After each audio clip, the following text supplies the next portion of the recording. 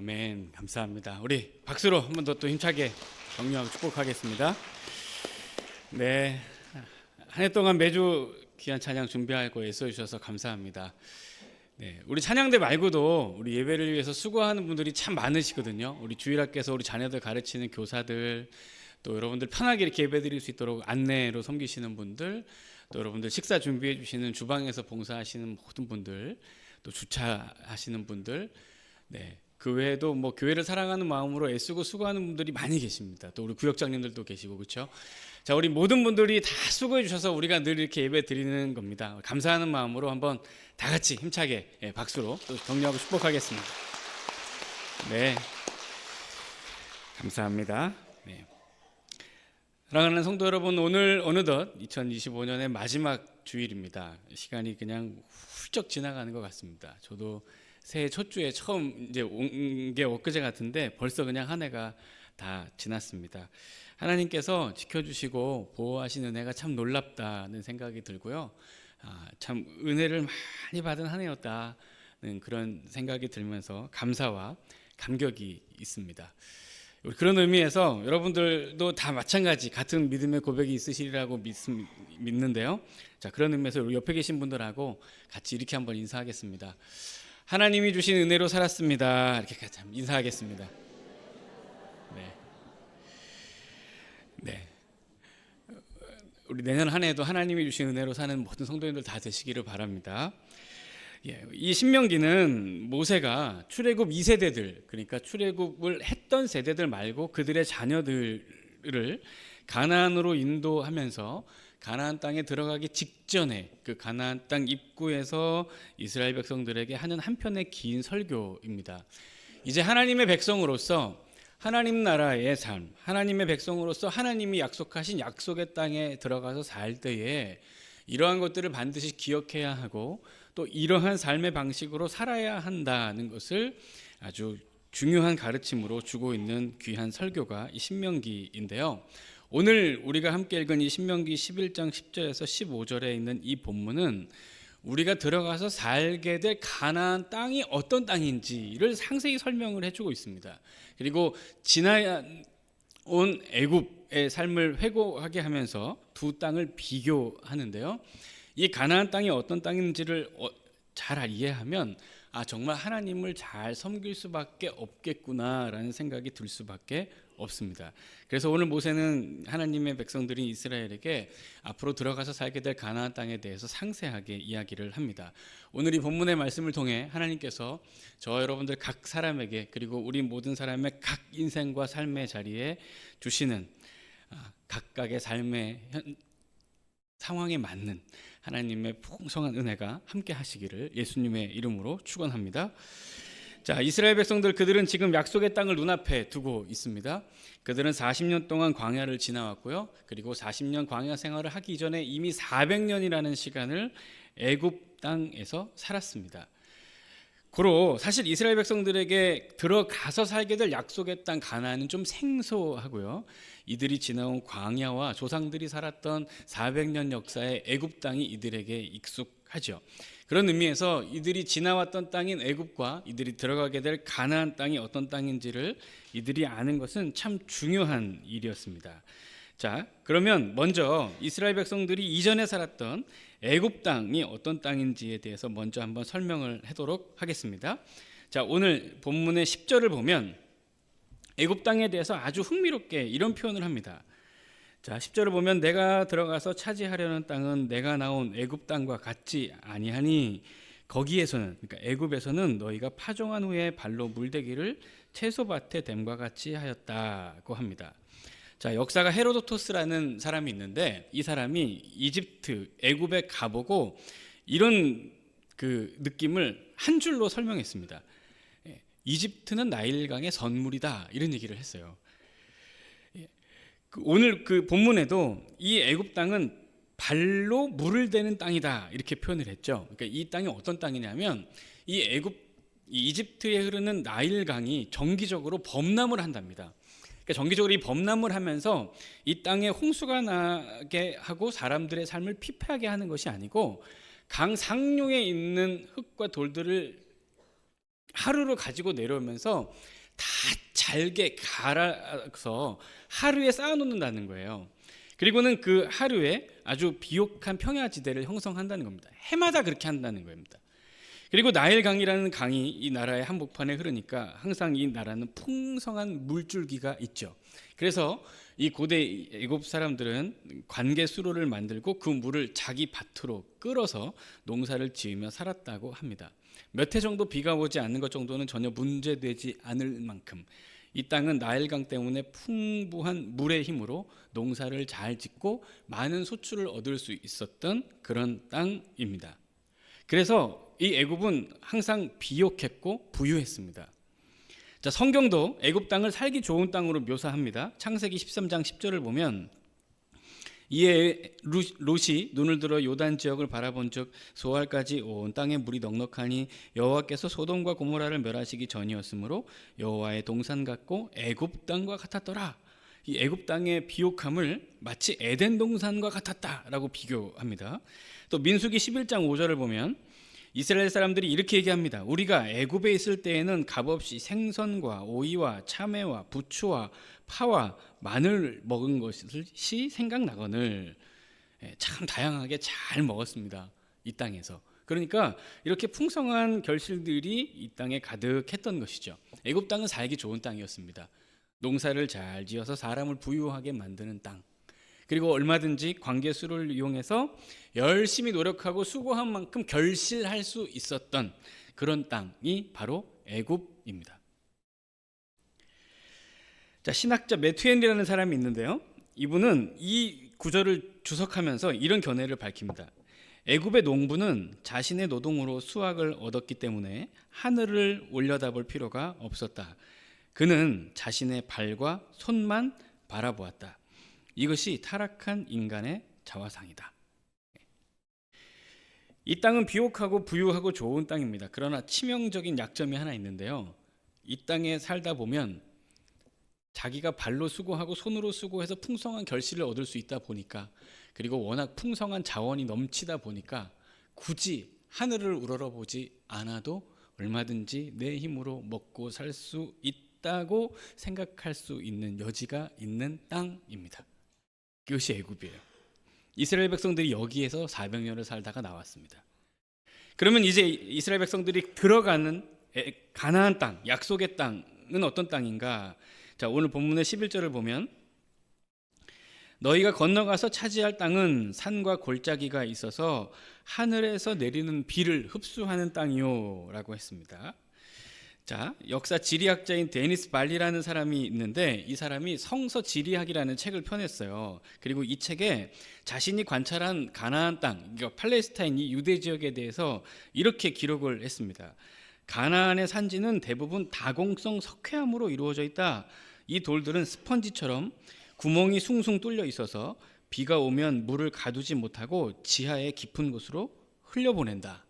그러니까 이 땅은 애초에 물의 저장이 불가능한 땅입니다. 그리고 흐르는 강줄기도 없지요. 그리고 산과 골짜기가 많아서 비옥한 평지도 없습니다. 농사를 짓기에 적합하지 않은 땅이에요. 게다가 강수량도 불규칙해서 어떤 해에는 심하게 가물기도 하고 어떤 해에는 홍수가 나기도 하는 그런 농사 짓고 살기에는 아주 적합하지 않은 땅입니다. 이 가나안 땅의 사람들이 주로 바알과 아세라를 섬겼는데 이 바알이 어떤 신이냐면 폭풍의 신, 번개의 신, 비의 신이거든요. 그러니까 그만큼 이 가나안 땅에 살았던 사람들이 비에 대한 절박함이 있던 것을 이 우상의 모습을 통해서도 우리가 잘 알 수 있습니다.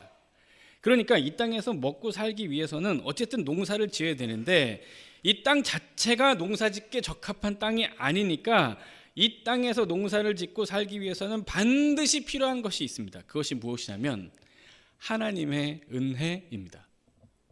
하나님이 하늘에서 적절한 때에 비를 내려주셔야 이 땅에서 이 사람들은 비로소 수고한 만큼 결실하고 먹고 살아갈 수 있습니다. 그래서 애굽에 사는 농부들은 하늘을 볼 필요가 없고 자기 발을 보고 살면 되고요. 가나안 땅에 사는 사람들은 절대로 자기의 발을 봐선 안 되고 항상 하늘을 바라보며 기도하며 살아야 합니다.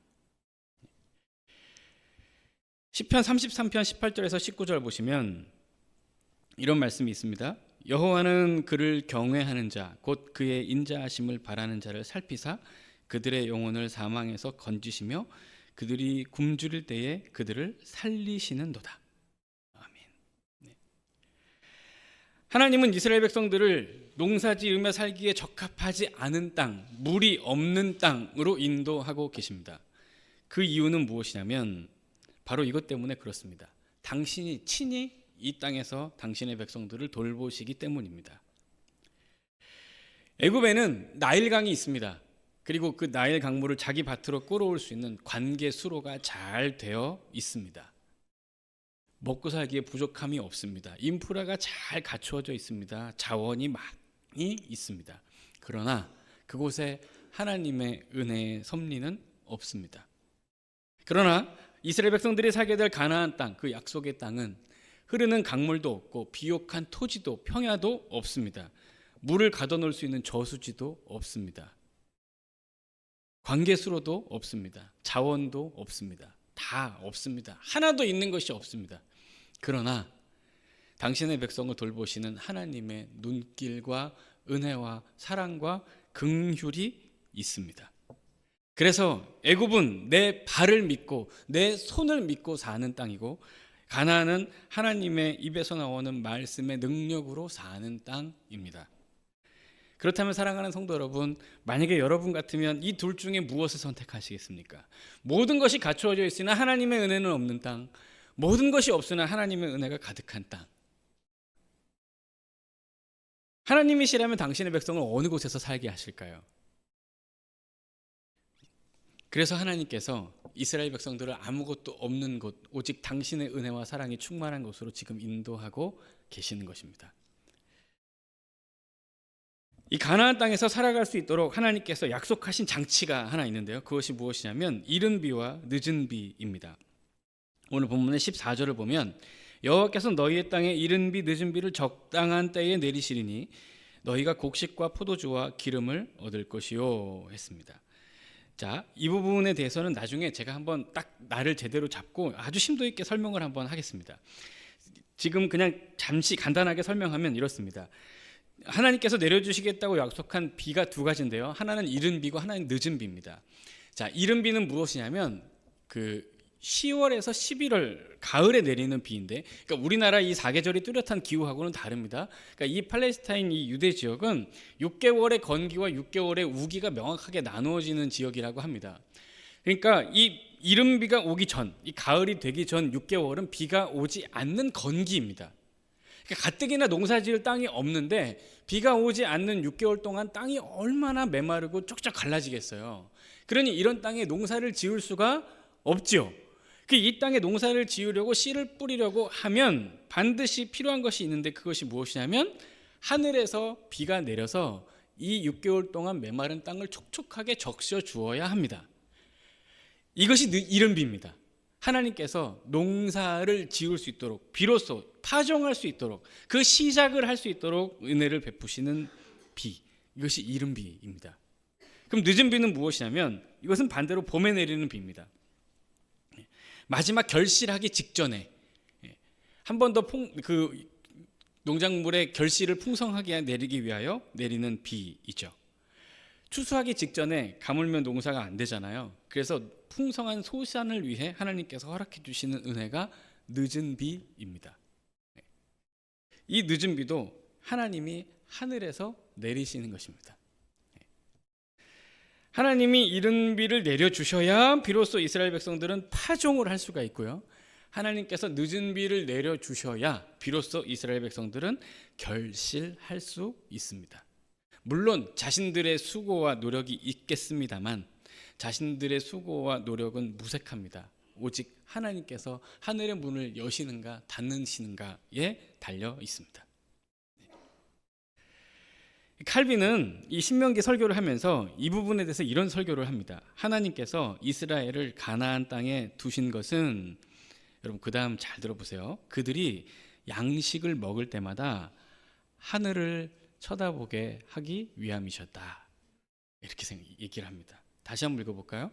하나님께서 이스라엘을 가나안에 두신 것은 그들이 양식을 먹을 때마다 어디를요? 하늘을 쳐다보게 하기 위함이셨다. 이 가나안에 사는 하나님의 백성들은 항상 이렇게 살아야 했습니다. 언제나 매일매일 하늘을 우러러보고 하나님 앞에 기도합니다. 하나님, 이 땅을 살펴주십시오. 내 인생과 내 삶을 보살펴 주십시오. 긍휼과 사랑과 자비를 베풀어 주십시오. 하늘의 문을 열어 주십시오. 그리고 이른 비와 늦은 비를 딱 알맞고 적당한 때에 허락해 주십시오. 나의 수고와 나의 노력은 무의미합니다. 오직 하나님의 은혜의 손길에 내 인생과 삶을 의탁합니다. 하나님, 보살펴 주십시오. 이렇게 하루하루 살아야 했습니다. 이것이 가나안 땅으로 들어가는 이스라엘 백성들, 하나님 백성의 삶입니다. 그래서 하나님은 우리에게 은혜를 주시면서 순종을 요구하십니다. 자, 오늘 본문 13절을 보겠습니다. 내가 오늘 너희에게 명하는 내 명령을 너희가 만일 청종하고 너희의 하나님 여호와를 사랑하여 마음을 다하고 뜻을 다하여 섬기면, 그러면 이른 비와 늦은 비를 내리시겠다고 약속하십니다. 자, 이 말을 자칫 들으면 하나님께서 당신의 백성들을 놀리시는 것, 약올리시는 것, 협박하시는 것으로 오해할 수 있습니다. 내 말을 잘 들으면 비를 주고 안 들으면 안 준다. 어떻게 살아야 될지 알겠지 하고 내 비유를 맞추라고 마치 당신의 연약한 백성들을 협박하는 아주 못된 신처럼 느껴지는데요. 그렇지 않습니다. 여러분 한번 잘 생각해 보시면 하나님의 은혜가 먼저입니까? 우리의 순종과 충성이 먼저입니까? 하나님의 사랑과 긍휼이 먼저입니까? 우리의 희생과 우리의 헌신이 먼저입니까? 이 순서는 명확합니다. 언제든 하나님께서 주시는 은혜가 먼저입니다. 언제나 하나님께서 베푸시는 사랑이 선행합니다. 언제나 하나님께서 베풀어 주시는 긍휼이 우리에게 온 후에 그 은혜와 사랑에 감동한 만큼 사람이 헌신하고 충성합니다. 우리가 예수 그리스도를 먼저 믿고 먼저 주님으로 영접했습니까? 아닙니다. 우리는 죄악으로 인해 죽어갈 때, 전혀 우리의 삶 스스로를 구원할 수 없을 때, 하나님과 원수되었을 때, 자격이 없고 공로도 없는 우리에게 하나님께서 먼저 구원의 은혜를 베풀어 주시고 당신의 아들 예수 그리스도를 먼저 이 땅에 우리에게 보내주셨습니다. 하나님의 사랑과 긍휼이 항상 먼저입니다. 그리고 우리는 그 은혜와 사랑에 감동하여 그 말씀에 순종하며 살기로 결단하고 헌신과 충성을 드리는 것입니다. 그러면 얘들아, 너희는 내 말을 잘 듣고 내가 너희에게 명령하는 모든 것들을 잘 지키고 마음과 뜻을 다해 나를 사랑하며 살거라 하는 이 말은 무슨 뜻이냐면, 너희가 먼저 나에게 충성하고 너희가 먼저 내 말을 잘 들으면 니네가 하는 것을 보고 내가 니네들의 삶의 필요를 채울지 말지 결정하겠다는 게 아니죠. 내가 이미 너희에게 준 은혜가 많으니, 내가 이미 너에게 베푼 은혜가 가득하니, 그리고 앞으로도 너희를 향한 긍휼과 사랑의 손길을 거둘 생각이 요만큼도 없으니 나는 계속 너희에게 풍성한 은혜와 사랑과 긍휼을 베풀고 능력을 행할 것이니 너희는 이 내 마음을 잘 헤아리고 너희도 내 마음과 사랑을 따라 내 말을 잘 들으며 순종하며 나와 함께 친밀하게 교제하며 나와 늘 가까이 동행하며 함께 살아가자는 하나님의 귀한 말씀입니다. 사랑하는 성도 여러분, 하나님은 당신이 사랑하신 당신의 백성들에게서 관심을 거두시지 않습니다. 언제나 그 위에 머무시면서 당신의 백성들의 삶을 항상 세심하게 살펴보호하시는 하나님이십니다. 그리고 언제나 우리에게 필요한 것을 허락해 주시고 있어야 할 것을 공급하시며 우리가 가야 할 길로 우리를 인도하시고 우리의 다음 발걸음이 어디인지를 놓게 하시는 그런 은혜와 인도의 하나님이십니다. 하나님은 당신의 백성들, 당신의 마음으로 살아가는 당신의 사람들에게 긍휼과 자비를 베푸시는 참 좋으신 하나님이십니다.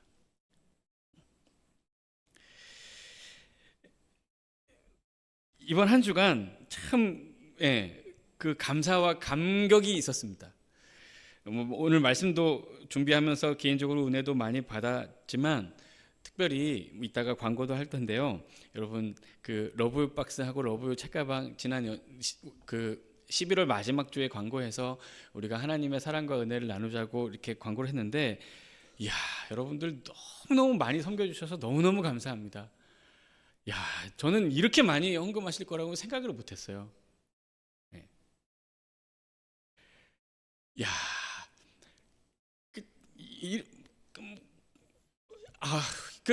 너무 먹고 살기 힘드시잖아요, 다들. 사실 저는 잘 몰라요. 저는 그럼에도 불구하고 여러분들이 항상 이렇게 막 밥도 사주고 맛있는 것도 사주고 반찬도 담아다 주시고 막 요새 겨울이니까 막 귤도 주시고 김장도 해다 주시고 그래가지고 저는 사실 부족한 게 없거든요. 근데 여러분들은 아니시잖아요. 이렇게 뉴스 보면은 뭐 막 환율도 막 치솟고 막 뭐 너무너무 그냥 먹고 사는 게 너무너무 어려운데, 야, 그럼에도 불구하고 귀한 이웃들에게 사랑을 나누겠다고 이렇게 헌신하는 여러분들 보면서 참 마음에 감격이 있었습니다. 그리고 야, 이렇게 좋은 교회의 담임 목사가 되었다는, 와, 너무너무 감격스러웠습니다. 여러분 너무너무 감사해요. 제가 이제 막 제 친구 동료 목사님들한테 막 이제 자랑할 예정입니다. 해 바뀌면.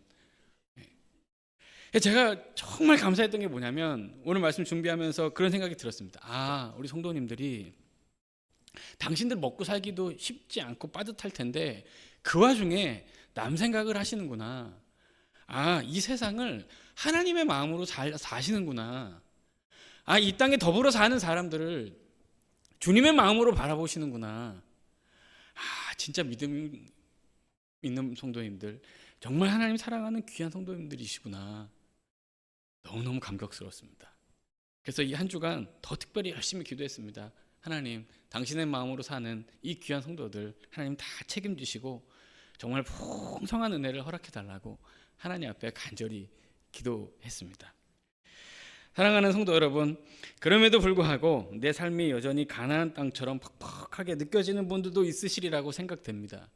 열심히 일하고 열심히 수고하고 열심히 발로 뛰어다니고 열심히 손으로 움직이면서 살았는데 통장에 잔고는 하나도 없는 것 같고 나를 도와줄 만한 마치 나일강 같은 든든한 뒷배가 되어줄 만한 사람도 인맥도 배경도 없는 것 같고, 또 내가 처해 있는 상황은 이 산과 골짜기로 가득한 가나안 땅처럼 그냥 물이 숭숭숭숭 빠져나가는 것 같고, 그래서 여전히 열심히 살고 있긴 하지만 마음 한켠에 떨쳐낼 수 없는 불안함과 두려움과 근심이 가득한 채로 그렇게 오늘 이 예배 자리에 있는지도 모르겠습니다. 사랑하는 성도 여러분, 그러나 우리는 예수 믿는 사람 아니겠습니까? 우리는 하나님의 은혜로 구원받아 하나님의 자녀가 된 사람들 아니겠습니까? 하나님께서 반드시 그의 백성들을 지키시고 그 인생의 위에 여호와의 눈이 있음을 꼭 기억하고 믿음으로 확신 가지고 또 감사하며 살아갈 수 있기를 축복합니다. 우리의 삶이 어떠하든 시간은 또 지날 겁니다. 오늘 2025년의 마지막 주 예배를 드리고 있는데요. 내년도 한 해가 또 지나고 나면 2026년도의 마지막 예배를 우리가 또 하나님 앞에 드리게 될 날이 오겠죠. 저는 확신합니다. 2026년의 마지막 예배 시간에도 우리는 이 자리에 앉아 하나님 앞에, 하나님 감사합니다. 보살펴 주셔서 불꽃 같은 눈동자로 지켜주시고 동행해 주셔서 감사합니다. 그렇게 분명히 믿음으로 감사를 고백하며 하나님을 찬양하는 예배를 드리게 될 것이라고 믿어 의심치 않습니다. 사랑하는 성도 여러분, 하나님을 사랑하고 하나님을 경외하는 참된 하나님의 백성인 여러분들의 삶에 하나님이 주시는 풍성한 은혜, 적당한 때에 이른 비와 늦은 비를 공급하시고 기가 막히게 우리의 삶의 모든 여정을 지도하시는 하나님의 놀라운 은혜가 이 2026년 다가오는 새해에도 그리고 평생의 삶에도 풍성하게 함께 하시기를 예수 그리스도의 이름으로 축원합니다. 우리 함께 찬양하겠습니다. 우리 날마다